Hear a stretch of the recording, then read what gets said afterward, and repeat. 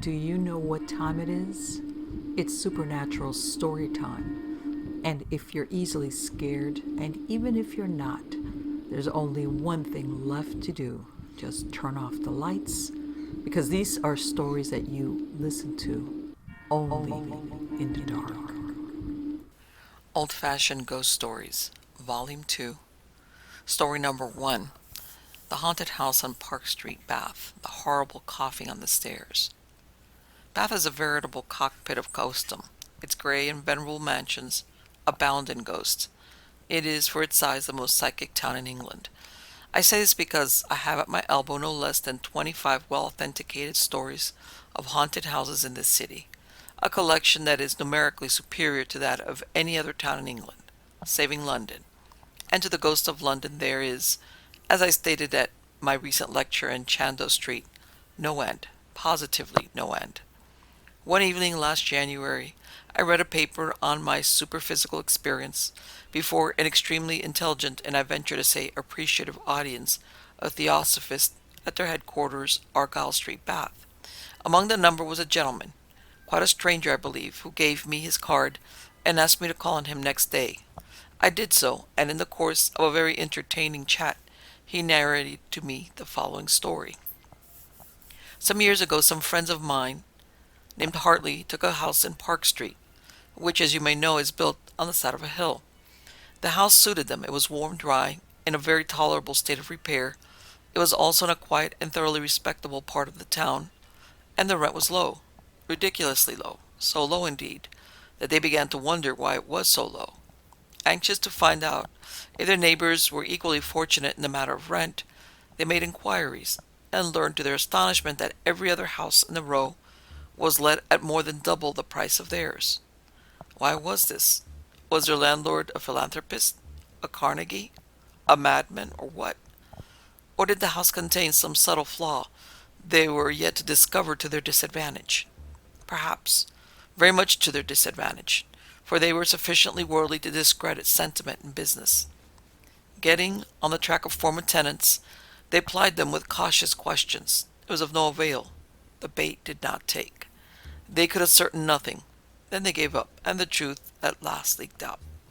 One dreary afternoon, in a particularly dreary November, I believe it was the 4th of November, the Reverend Silas Weatherby, vicar of an adjoining parish, called on them. They were delighted to see him. Mrs. Hartley was fond of the clergy. Her father and uncles and brothers were all in the church. She had lived in a clerical atmosphere from the day she was born. But the Reverend Silas Weatherby puzzled her. He had been a deacon, a locum, or a newly ordained curate. She would have passed him over as excusably shy. But he was too old a stager for that. Why did he puzzle her, then? He was orthodox, urbane, and she would stake her handkerchief, no small tattler of ecclesiastical gossip. But yet there was something amiss with him, something that made him pause, something that made him fidget. Probably she never would have found out why he behaved in such an odd manner, but for an unexpected occurrence. Without even as much as a rap, Bobby, their youngest boy, who is as a rule very shy before visitors, suddenly burst into the room. He was pale with excitement. "Oh, do come, Mummy," he cried. "There is such a queer old man in such a quaint dress on the staircase. He is coughing horribly. I fancy he must be very sick. Do come, Mummy, please." Mr. Weatherby's behavior was now odd in the extreme. Half rising from his seat, and trembling all over, he pointed his finger violently at the door. "Run away, little man," he said. "Run away. No one is coughing now. Your invalid has recovered. He is gone. Go directly and shut the door behind you. Mind, shut the door and keep clear of the staircase." And Bobby, completely at a loss what to make of the despotic stranger, beat a hasty retreat. Mrs. Hartley, disregarding the pleading look from her husband, was about to expostulate, like the majority of modern mothers. Her tender, might I add, unsound sensibilities could not bear to see her offspring treated in any but the most deferential manner. The Reverend Silas, however, forestalled her. With a wave of his hand that was as eloquent as it was peremptory, he completely took the wind out of her sails, and before she had time to recover from her surprise, he had commenced. "For heaven's sake, Mrs. Hartley," he said, in a semi-whisper, leaning forward in such a manner as emphasized the mysterious air he had suddenly assumed. "For heaven's sake, leave this house as quickly as you can." There now, Arthur, Mrs. Hartley exclaimed, the angry expression in her eyes being replaced by a mixture of triumph and curiosity. There now. Didn't I tell you all along something was wrong with the place? Drains, I suppose, her husband said mournfully. Drains or rats, and I do hate moving. Neither one nor the other, the Reverend Silas whispered. No, the house is haunted. At this announcement, Mrs. Hartley gave a slight ejaculation of terror, an ejaculation which, reduced to its constituent parts, might be found to consist of affectation, fear, and no small amount of pleasure, the latter engendered by the glamour of something both enigmatical and fashionable. What's it haunted by? Teapots? Mr. Hartley muttered with a contemptuous movement of his mouth. If it's not haunted by teapots now, it will be some day, for that new maid of yours, my dear, is always breaking them. She has smashed 2 since yesterday, and if you examine this one closely, you will observe that the spot is already chipped. Mrs. Hartley puckered her dainty brows into the most alarming frown. Really, Arthur, how mundane you are, she remarked loftily. Then, turning to Mr. Weatherby, my husband is, as you see, one of those solid individuals who believes in nothing till he sees it. And not always then, Arthur murmured, gazing intently at the parson as the latter was about to pour the contents of the cream jug into his cup. Everything that appears to the eye white and sticky is not cream. Some animals have brains, even pigs, and some dairymen are frauds, most of them. Good gracious me, the Reverend Silas cried, hastily replacing the jug. You surely don't mean to insinuate. He doesn't mean anything, Mrs. Hartley interrupted with considerable impatience. He is unusually silly this afternoon, so pray excuse him, and, with a regular 6 months in Paris accent, Revenons à nos moutons, s'il vous plaît. I am anxious to hear about the ghost. Mr. Weatherby looked a trifle sulky. He fought shy of skeptics, and he no longer enjoyed his tea. Mind, I don't ask you to believe me, he began, although there are plenty of people in this parish who will confirm what I say. But 80 or 100 or so years ago, a son poisoned his father in this very house. The manner of the poisoning was quite unorthodox. Arsenic in apple dumplings. There have been many parallel cases, chiefly, I believe, in Liverpool. Arsenic, being an irritant, causes considerable vomiting, hence the old man must have had several attacks of sickness prior to the one that terminated his existence, as he was traveling downstairs to fetch a doctor. He died, it is said, in excruciating agony on the landing at the top of the first flight of stairs. And it is his ghost that haunts the house, Mrs. Hartley hazarded. The reverend gentleman added, Just so, he said. And it was this apparition, undoubtedly, that your little boy saw just now. It always appears on November 4th, the anniversary of the murder, and Mr. Weatherby was going to add something that, judging from the increased solemnity of his voice, would have been very impressive, when Mr. Hartley cut it. Then, at all events, we shall have a reprieve. A year's undisputed possession, subject to no interference on the part of the spook. Mr. Whatever's his name. He laughed irreverently. You certainly won't catch me giving up this lease for any so material a reason. Oh, thank you. I cannot get as good a bargain as this every day in the week. The Reverend Silas rose to go. Very well, then, he said, bowing stiffly. I could say more, but I won't. I am sorry I have said as much. Some skeptics are never convinced. Some skeptics do not wish to be convinced. Some skeptics may be convinced but prefer to appear unconvinced. I am no metaphysician. I will not attempt to classify you. I will only say, may you never be afraid. I trust Mrs. Hartley, at all events, is not a skeptic. I hope she is not a psychic, especially not a psychic in this house.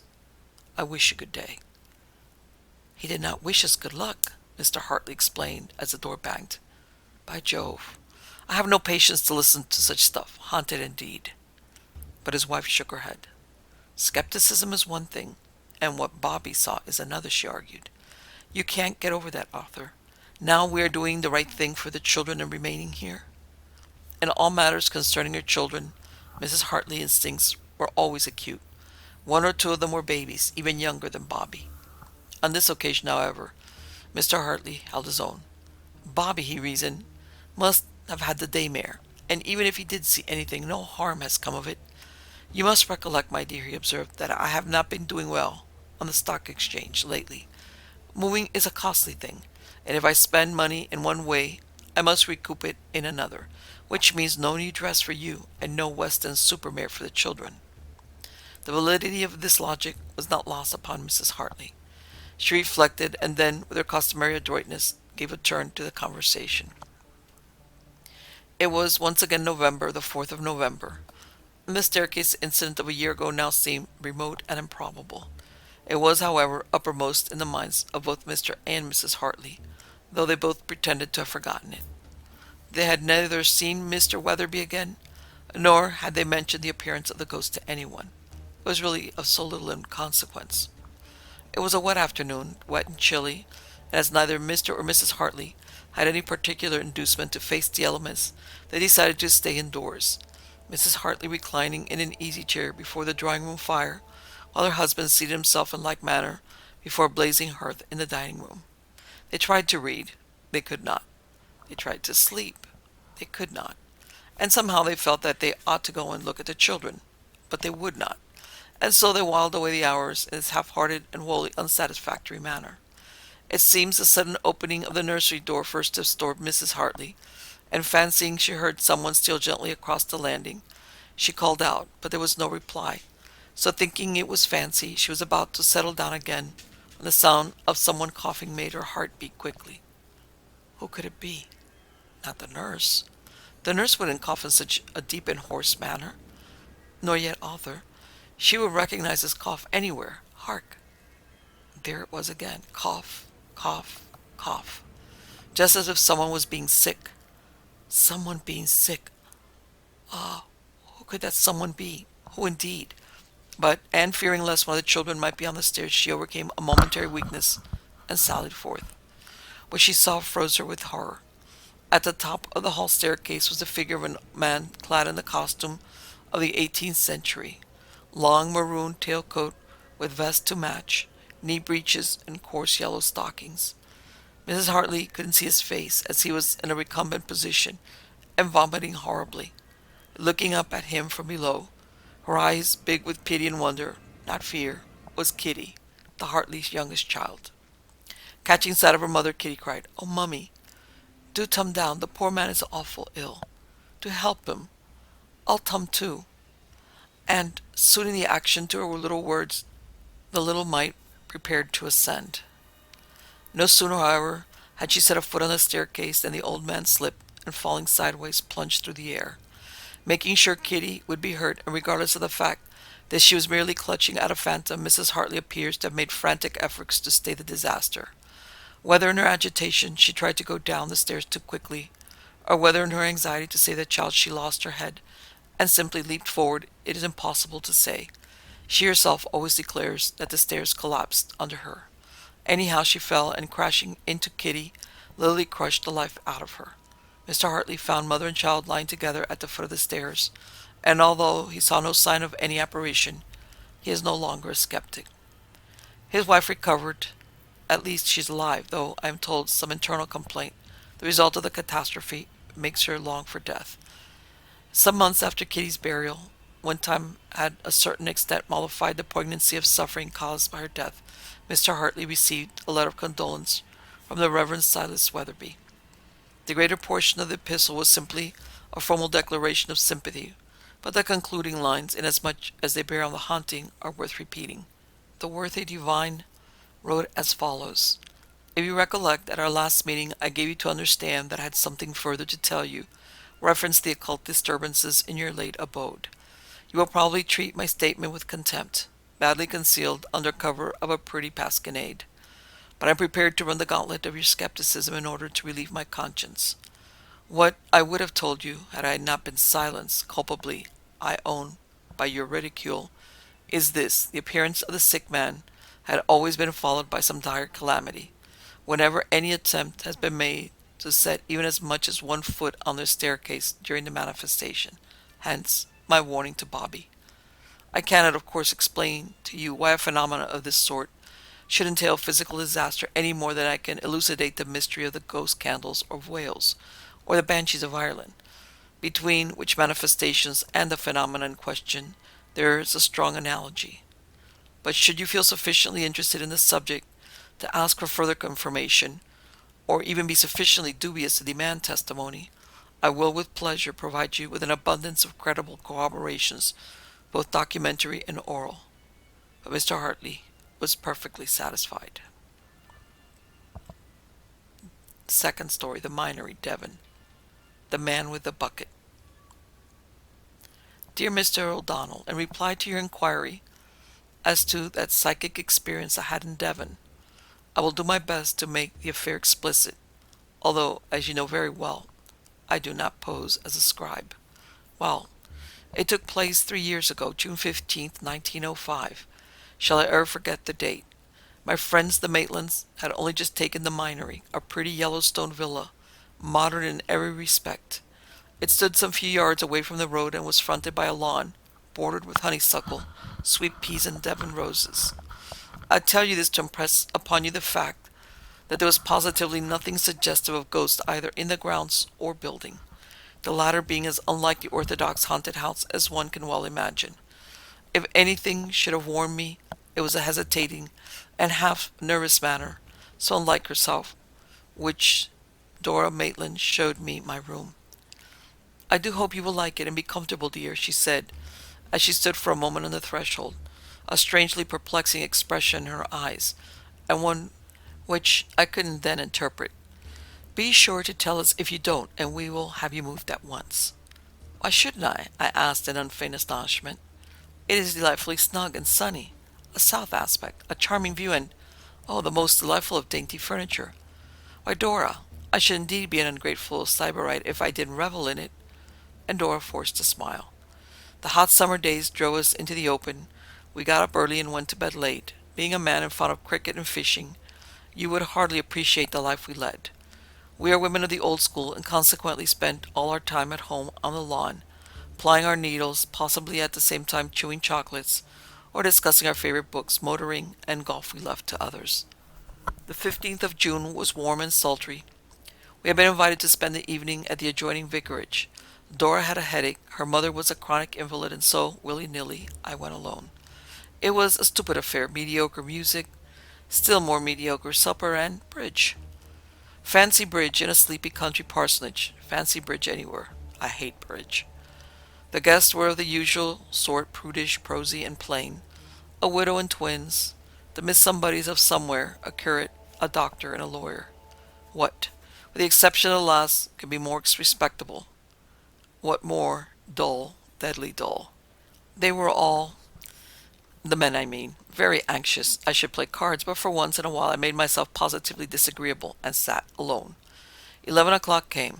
It was time to go. I rose with alacrity, omitting, I believe, in the intensity of joy, the formal expressions of regret. The vicar accompanied me as far as the gates, bidding me a blind good night. He retraced his steps with a sigh of relief.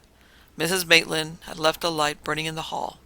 I turned it out, and taking my candle, proceeded to my bedroom, and was beginning to undress when a strange thing happened. My bedroom door, which I felt positively certain I had locked, slowly opened, and a man peered in.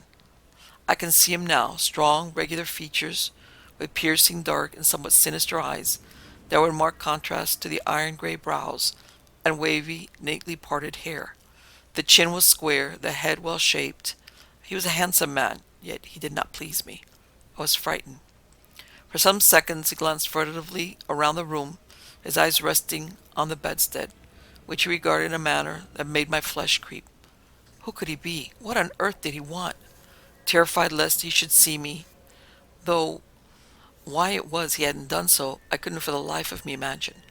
I kept shrinking backwards into the alcove, where I hung my dresses in the wild hope that they would afford me a safe hiding place.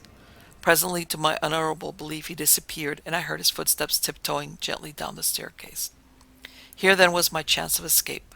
Hardly daring to breathe, I rushed frantically to the door. Heaven preserve me, it was locked again, and tearing it open, I made directly for the passage leading to Dora's room. On my way, I heard a noise that fascinated and kept me still, the clanging of a bucket.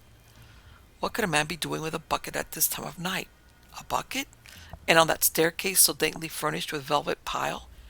Breathlessly I watched him ascend, his step light and springing, his head bent low and the bucket clanging each time he mounted. Clang, clang, clang. The agony I suffered, for I could now only conclude he was either a madman or burglar, was indescribable. I dreaded above all things the act of being seen, of encountering a glance from those evil eyes. Nearer and nearer he came. One more step, and he stood on the little lobby outside my bedroom door. What was he going to do? To enter my room or follow me? My heart stood still. A cold sweat burst out all over me. I essayed to shriek and implore the aid of Dora. My throat dried up. My tongue stuck to the palate of my mouth. I was speechless, helpless, hopeless. Another yard, and the uncanny stranger would have me in his clutches. At that crucial moment, heaven heard my silent prayer. He halted. I was saved. With one hand on the handle, he slowly, very slowly, opened the door, and crouching down on his hands and feet, crept quietly in, muffling the sound of the bucket. Incongruous sight, a madman, or a burglar, with a common and everyday bucket, and in the ecstasies of salvation, I gave a weak, hysterical laugh. A madman with a bucket, and what a bucket! After this little display of emotion, and being now in the full possession of all my motive faculties, I promptly fled, not pausing for a fraction of a second till I had reached the bedside of Dora and had shaken her to wakefulness. She listened to my story with blanched cheeks, beseeching me with terror in her eyes to make sure the door was locked and that her Bible was well in evidence. Her fears adding to my own, for now I concluded that there was some horrible mystery attached to what I had just witnessed. I hastily scrambled into bed, and drawing the clothes well over our heads, begged her to confide in me the secret. "I hardly know how to explain it, Kate," she whispered. "You will be so shocked, and I'm afraid you will blame us horribly for putting you in that room. But to tell you the truth, we had nowhere else. At least, nowhere suitable, as the ceilings and walls are sadly out of repair. You see, we bought this house at a very low price, and it had stood empty for a good many months, was in a sad state of dilapidation, and the owner was only too glad to get rid of it. After we had settled in, he coolly informed us that it was reputed to be haunted, that the remains of a woman had been found under the cement of the back kitchen floor. It is now nicely tiled, and that on the anniversary of its committal the tragedy was reported to be reenacted in all its grim details." "And was she murdered in my room?" I inquired. "It is supposed so," Dora murmured. "There is a telltale stain which nothing will efface under the carpet, and former tenants are reported to have seen all you have witnessed and rather more." "And the murderer? What of him?" I asked, thinking with a shudder of his eyes. "No one knows anything," Dora whispered, edging closer to me as we heard a distant clang. "It is only surmised he was her husband. She was quite a stranger here, and he was never caught. But the bucket! What could he want with such an absurd thing as a bucket?" And as I heard it clanging from below, I gave a ghastly chuckle. "For heaven's sake, don't laugh," Dora shivered. "They have found that bucket. He had used it for transporting her remains. Please remember me to all. Ever yours sincerely, Kathleen M. Dean." Next story, Thurlow Hall near Exeter. Fire, fire, bring me fire. The following story was related to me by Miss Constance Delaney, and is given as near as possible in her own words. The early spring of 1898 was, I dare say you remember, exceptionally fine. So fine indeed that my mother, a chronic sufferer from rheumatism, determined to remain in England instead of going, as was her custom, to the Riviera. We did not want, however, to stay in town, an unusually gay Christmas having given us an appetite for the country, so we sublet our flat and took Thurlow Hall, furnished on a 3-month lease.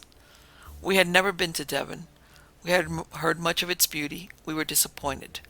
Possibly being of foreign extraction, I am prejudiced, but in my opinion the scenery of Devon is almost, if not quite, as inferior to that of Belgium and Switzerland, as the manners of its peasants are inferior to those of the corresponding classes of continentals.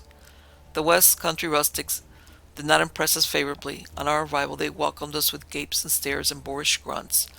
Not a few of them giggled, while others, slouching up to our boxes, read the labels and muttered disparaging things about foreigners.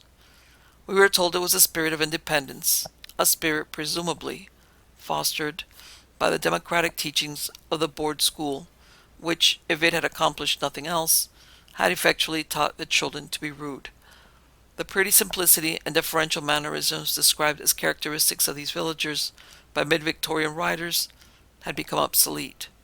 Curtsying was now regarded as infra-dignity. No one touched their hats to or moved aside for ladies, and the colloquial sir and ma'am had long since given way to familiar and condescending Mr. or Mrs., as the case might be. In Cornwall we were informed the manners of the people are even worse, and if that is a fact, one can hardly believe it possible. I'm quite certain we shall never cross the Tamar. Fortunately, we had taken two of our favorite servants with us, namely Marie and Eugenie. The latter my mother's own maid, a capable person who could turn her hand to anything, the former a clever little cook we had imported from our own country. But for this foresight on my part, I do not know how my mother could have managed to exist. She is even more fastidious than I. She cannot bear anything coarse or uncouth. In comparison, a local servant would have made purgatory seem pleasant. I am afraid you will conclude we are rather hard to please.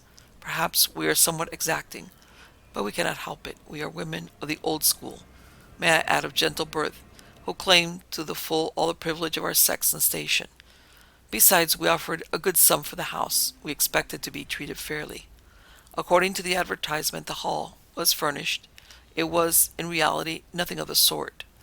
Can any house in which there are either bookcases nor bathrooms be said to be furnished? Though standing alone on a fairly large piece of ground, I cannot truthfully say a garden. It might well have been called semi-detached, for we searched in it in vain to find a whole piece of furniture. Marie and Eugenie are smart young women. They pride themselves on being slim and elegant. Imagine then their disgust when the kitchen chairs actually collapsed under them. I, too, had a grievance. Without conceit, I may say that it is not in my nature to be clumsy.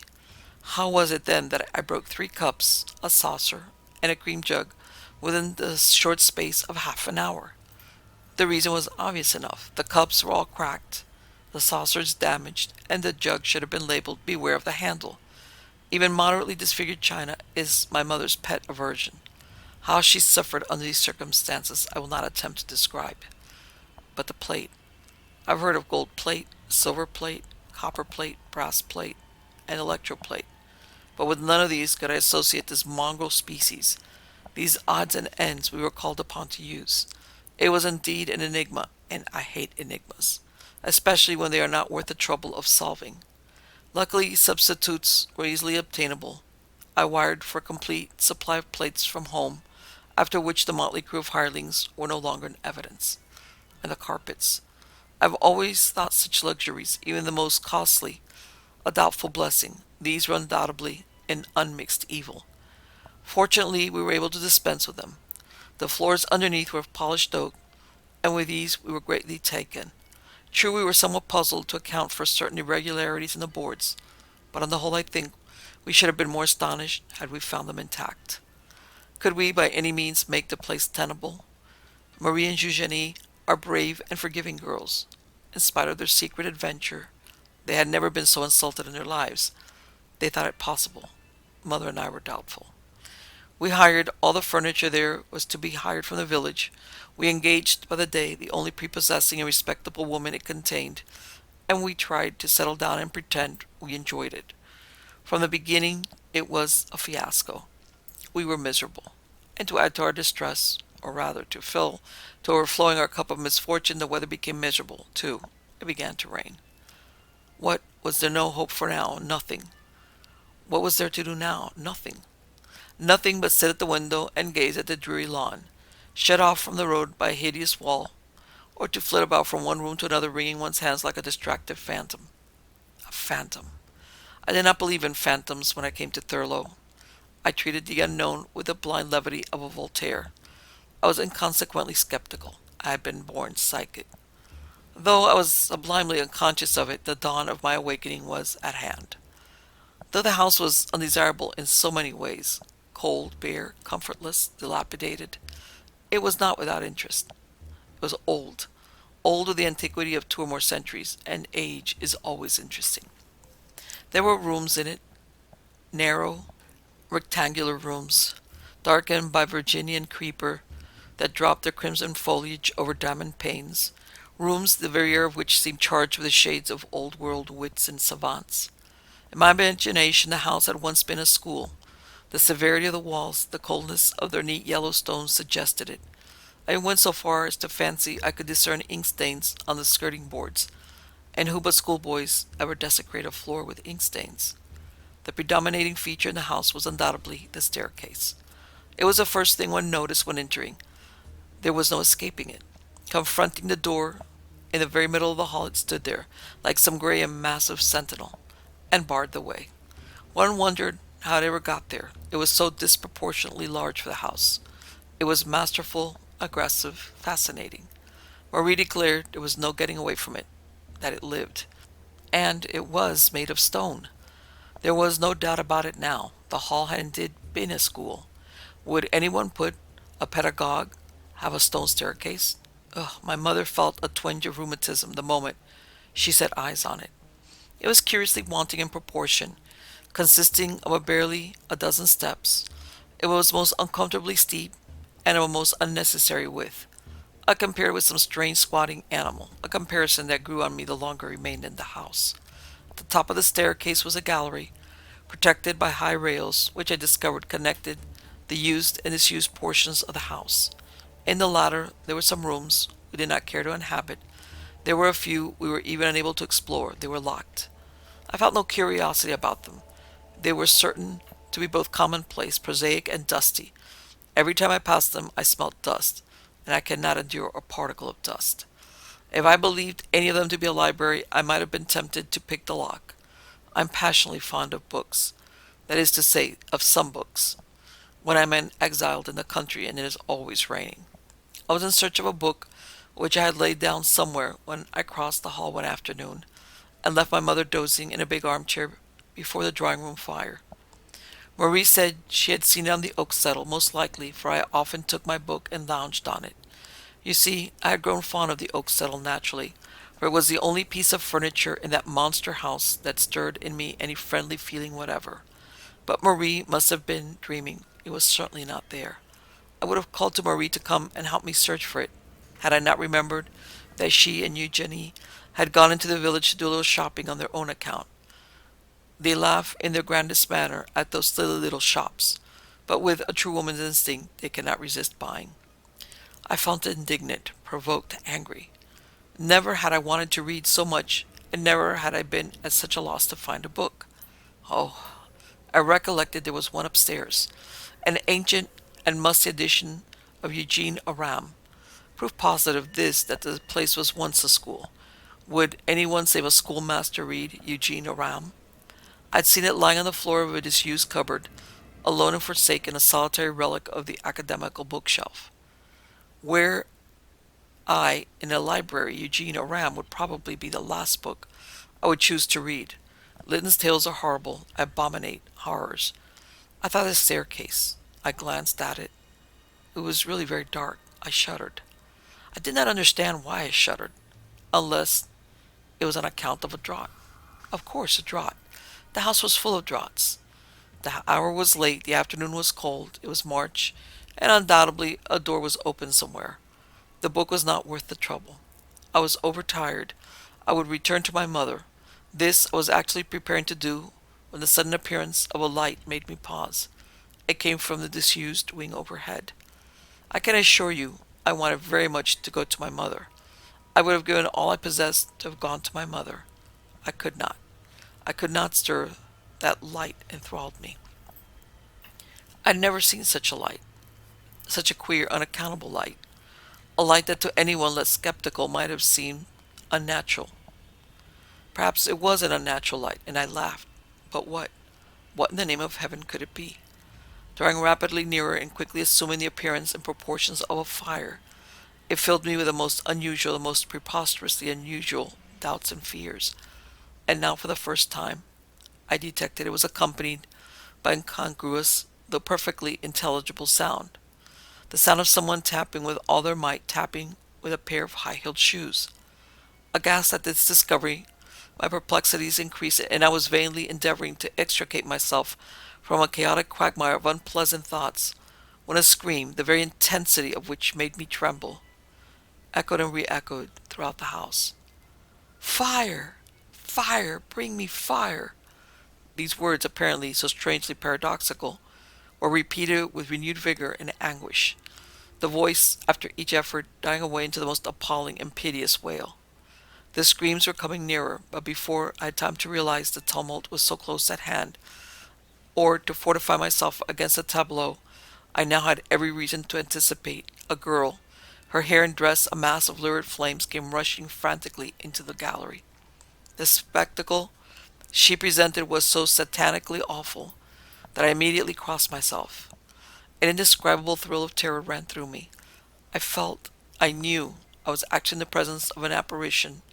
Nothing earthly could possibly have produced a similar or in any way equivalent effect. Staring at me through the yellow infernal flames was a woman's face that, despite its horribly contorted features, was amazingly and uniquely beautiful. The perfect regularity being strikingly enhanced by the whiteness of the teeth, the blueness of the eyes. The latter came upon me as a further shock. Though very lovely both in their excessive length and hue, they did not match that style of face to have done, so they should have been black or brown, and their expression was repellent. I say repellent, I might with great accuracy say hellish, for I saw in them the mirror of a sinful soul, of a very sinful soul. I could form no idea as to her dress. The blaze effectually hid everything save her face, but from the partial glimpse I caught of a pair of satin shoes, I surmised she was in some sort of ballroom costume. The duration of her transit, though to me an eternity, could not have fancied have occupied more than a very few seconds. Still gazing at me and beating the air with its hands, the phantom rushed shrieking onward, disappearing with the impetus of a tornado in the inhabited portion of the house. I had no further use for Eugenia Ram. I returned to my mother. The same phenomena was witnessed by Marie and Eugenie, respectively, within the next 3 days. On the fourth we left. Had we remained, there might have been a fatality. We were all genuinely frightened, and mother as an invalid, a very nervous invalid. Perhaps you feel inclined to say it was all a matter of nerves. What more likely? We were an isolated quarter of over-imaginative women, or you might say that some story we had heard in connection with the house suggested these occult demonstrations. Do not be premature. We only heard a few weeks ago that the Hall had a reputation for being haunted, and it is now several months since we left Thurlow. Our informant, a former tenant, was, we have every reason to believe, a person of indisputable veracity and common sense. In short, a person quite incapable of inventing any such story as the following, which he kindly narrated for our satisfaction. It appears from what he told us, his MS is still in my bureau, that Thurlow Hall had once belonged to Mrs. Purvis, an old lady with one child, Charles. Charles was, of course, the apple of her eye. Charles ruled the house. Everyone must obey Mr. Charles. Mr. Charles could do nothing wrong. Nothing wrong until, in the heyday of his youth, in the season of wild oats, he unexpectedly fell in love with a Gaiety girl, Phyllis, no one remembered her other name, and married her. And that was very wrong. His mother was indignant, furious, not with Charles, of course, but with that creature, Phyllis. Phyllis had inveigled him to marrying her. Phyllis would bring eternal disgrace on the family. Phyllis would run away with another man and ruin him. Ruin him. Ruin Charles?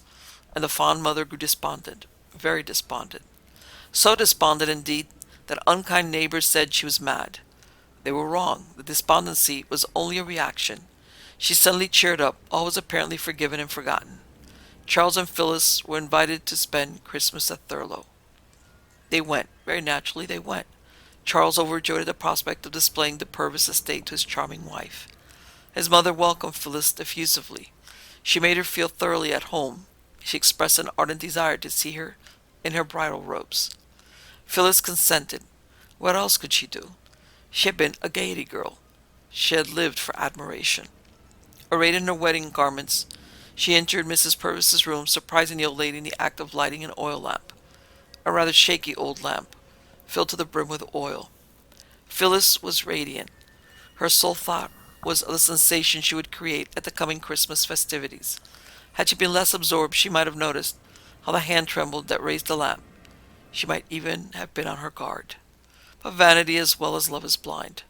Phyllis accepted Mrs. Purvis's profuse expressions of admiration and delight in good faith.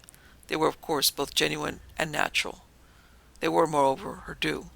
The bride was intent on examining herself in the mirror. Her mother-in-law approached her from behind, and bending suddenly forward, deliberately hurled the lamp onto the train of her dress.